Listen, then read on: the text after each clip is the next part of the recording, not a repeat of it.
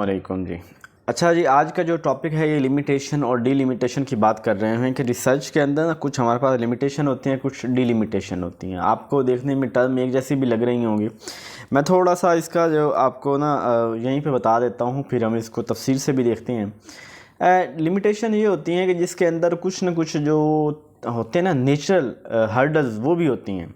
यानी एक शख्स रिसर्च कर रहा है और रिसर्च के दौरान जो है वो जो काम वो करना चाहता है लेकिन वो कर नहीं सकता। नेचुरल बाउंड्रीज़ हैं कुदरती तौर पे। यानी अगर वो मैं कहूँ कि मैं रिसर्च कर रहा हूँ तमाम दुनिया की और अंटार्कटिका में जा नहीं सकता, वहाँ पे जो है वो उस बरे आज़म पे तो बर्फ़ है। मैं माउंट एवरेस्ट पर नहीं जा सकता, वहाँ पे मेरे लिए पॉसिबल नहीं है। या आंधी तूफान, इसे जिसमें एक नेचुरल हर्डल होना तो उसे हम कहते हैं लिमिटेशन कह देते हैं। बाकी इसके अंदर असल भी होती हैं कुछ चीज़ें जो हम लिमिटेशन के अंदर देख रहे होते हैं कि क्या वैलिडिटी, रिलायबिलिटी, जनरलाइजेबिलिटी ये सारी ओके हैं, वो देख रहे होते हैं। डिलिमिटेशन जो होती है उसके अंदर हम देख रहे होते हैं कि जो रिसर्च है इसके अंदर मेरी बाउंड्रीज़ कहाँ है। रिसर्च अपनी बाउंड्री खुद सर्च कर रहा होता है। यानी मैं रिसर्च कर रहा हूँ टीचर्स ट्रेनिंग के हवाले से पंजाब लेवल पे। अब पूरे पंजाब के तमाम प्रोफेसर से डाटा कलेक्ट करना मेरे बस का बात नहीं है। किया जा सकता है ना, किए तो जा सकता है, लेकिन मैं नहीं कर सकता, मैं नहीं कर सकता। अब चूँकि मैं नहीं कर सकता तो ये मेरी मेरी कमज़ोरी हो गई, बाउंडनेस हो गई, तो ये डीलिमिटेशन हो जाएगा। ठीक है, तो लिमिटेशन डीलिमिटेशन पता लग गया। फिर अब हम इसको मज़ीद थोड़ा सा तफसील से देखते हैं कि लिमिटेशन, ये मैंने वैसे आपको limitation delimitation are important concept in research that help to establish the scope and boundaries of study. पहले बताता है कि स्कोप क्या है इसका और इसकी बाउंड्रीज़ क्या हैं, ये हमें लिमिटेशन डीलिमिटेशन बताती हैं। तो लिमिटेशन के अंदर क्या होगा कि refer to the factor that may restrict the, यानी वैलिडिटी, रिलायबिलिटी, जनरलाइजेबिलिटी जो है वो जो फाइंडिंग है वो ज़बरदस्त है। यानी मैंने रिसर्च की, रिसर्च करने के बाद जो उसका डाटा है वो वैलिड है, रिलायबल है, उसको जनरलाइज किया जा सकता है।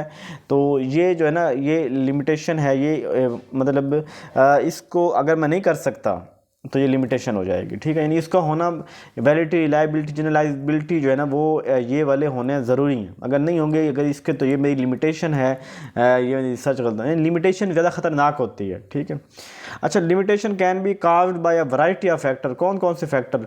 सैम्पल साइज, अभी सैम्पल साइज बहुत बड़ा हो जाए तब भी मेरे लिए मसला है लेना, बहुत छोटा हो जाए तो वो मान ही नहीं, जनरलाइज नहीं कर सकते। ठीक है ना, यानी बहुत बड़ा तो डाटा लेना मुश्किल है, बहुत थोड़ा होगा तो मैं इसको जनरलाइज नहीं कर सकता, तो ये लिमिटेशन में आ गया। मैथडोलॉजी, मैं बाउंड हूँ कि मैंने जो है ना वो काजी एक्सपेरिमेंटल रिसर्च जो है ना मैथडोलॉजी यूज़ करनी है, मैं और नहीं। भैया मैंने गूगल फॉर क्वेश्चनेयर करना है, मैं उसमें इंटरव्यू नहीं कर सकता, अगर इंटरव्यू डाटा एनालिसिस करना मुश्किल हो जाएगा। मैं मतलब एक जो मैथडोलॉजी है वो टाइम कंस्ट्रेंट, मेरे पास टाइम बड़ा लिमिटेड होता है। मतलब रिसर्च करनी है एक सेमेस्टर के अंदर जो है ना वो 3 महीने रहते हैं, पर अपना थीसिस मुकम्मल करके देना है और मैंने अभी तक किया ही कुछ नहीं है। मतलब वो और ये जो रिसर्च है ये वाली करने वाली है साल 2 साल चलने वाली है। तो इस तरह एथिकल कंसर्न कि मुझे डाटा किसी शख्स से लेना था और बड़ा डीपली, लेकिन वो एथिकल कंस्ट्रेंट आ जाती हैं कि यार उसको जो है ना उसका सीक्रेट नहीं होना चाहिए, या इस तरह मतलब किसी को हाथ ना पहुंचता हो, तो वो बातें इसके अंदर आ जाती हैं। ठीक है, identifying and acknowledging limitation is important. ठीक है ना, because it helps to ensure that the research is conducted transparent and honest manner.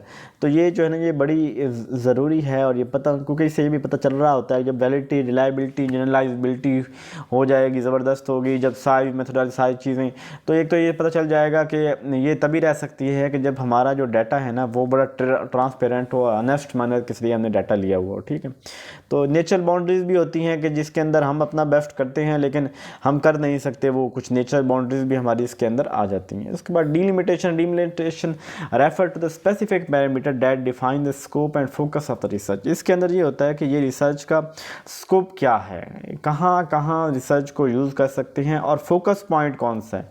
यानी डीलिमिटेशन के अंदर हम बता रहे होते हैं कि मैंने जो रिसर्च की है ना इसका मेरा फोकस पॉइंट ये था, और अगर कोई और बंदा रिसर्च करे तो वो दूसरा फोकस पॉइंट, यानी मेरे पास मैं रिसर्च कर रहा हूँ उसमें बहुत से, मिसाल के तौर पर मैं need assessment of teacher training at college level मेरा टॉपिक है रिसर्च का। अब उस रिसर्च के टॉपिक के अंदर क्या होता है जी कि मैं क्वेश्चनेयर जो है वो बिल्ड करता हूँ और मैं ऑब्जेक्टिव बनाता हूँ। ऑब्जेक्टिव मेरे 8-10 बन रहे हैं, लेकिन मुझे ऑब्जेक्टिव 3 रखने हैं या 5 रखने हैं। जो लोग रिसर्च करते हैं उन्हें पता होगा कि रिसर्च के ऑब्जेक्टिव क्या होते हैं, तो वो 3 या 5 रख सकता हूँ। अब जितने ज़्यादा ऑब्जेक्टिव वो मेरे लिए मसला होगा। मैं अब 8 ऑब्जेक्टिव पे तो काम पूरा नहीं उतर सकता, बल्कि मुझे चाहिए तो ये कि मैं से 3 होते हैं। अच्छा, इस तरह की सूरत हाल हो तो ये हमें स्कोप बता रहा होता है और फोकस पॉइंट इसके अंदर लिमिटेशन के अंदर देख रहे होते हैं। Delimitations can include factors such of time period. इसके अंदर भी टाइम पीरियड की बात है कि कितना टाइम है, ग्राफिक लोकेशन, कहाँ से डाटा इकट्ठा करना है, पॉपुलेशन, वेरिएबल ऑफ इंटरेस्ट, क्या चीज़ें हैं। Is important because it help to ensure that the research is focused and manageable. यानी ये हमें ये तो बताती है कि रिसर्च इज फोकस्ड है, वो इस एक पॉइंट के ऊपर है, हम कुछ ज़्यादा पॉइंट के ऊपर नहीं जा रहे हैं। तो ये इसकी जो बाउंड्रीज होती है वो रिसर्चर सेट कर रहा होता है। For example, I am doing a research on need literature at I boundary my. तो मैंने अब डाटा पूरे पंजाब से इकट्ठा करना था, लेकिन मैं डाटा कहाँ से इकट्ठा कर रहा हूँ? सिर्फ झंग से।